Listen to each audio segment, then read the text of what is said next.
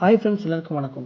இன்னைக்கு நம்ம இந்த வீடியோ என்ன பார்க்க போறோம் அப்படின்னா, இந்தியன் ஸ்பேஸ் ரிசர்ச் ஆர்கனைசேஷன், அதாவது இஸ்ரோவில் புதுசாக நியமிக்கப்பட்டிருக்க தலைவரான திரு டாக்டர் வி நாராயணன் அவரை பற்றி தான் பார்க்க போறோம். திரு நாராயணன் கன்னியாகுமரி மாவட்டம் நாகர்கோவில் அருகே இருக்கக்கூடிய மேலக்கட்டு என்ற கிராமத்தில் பிறந்தார். இவரோட தந்தை பெயர் வன்னைய பெருமாள். இவர் ஒரு விவசாயி. இவரோட தாயார் பெயர் இயேசு தங்கம்மாள்.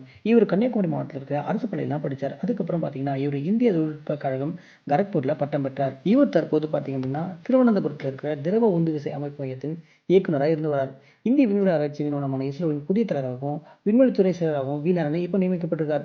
இஸ்ரோவுடைய நிறுவனத்தின் 11வது தலைவராக இவர் இப்போ தேர்ந்தெடுக்கப்பட்டிருக்கார். வர 2025 ஜனவரி மாதம் 14ஆம் தேதியிலிருந்து இவரோட பதவி காலம் ஆரம்பிக்குது.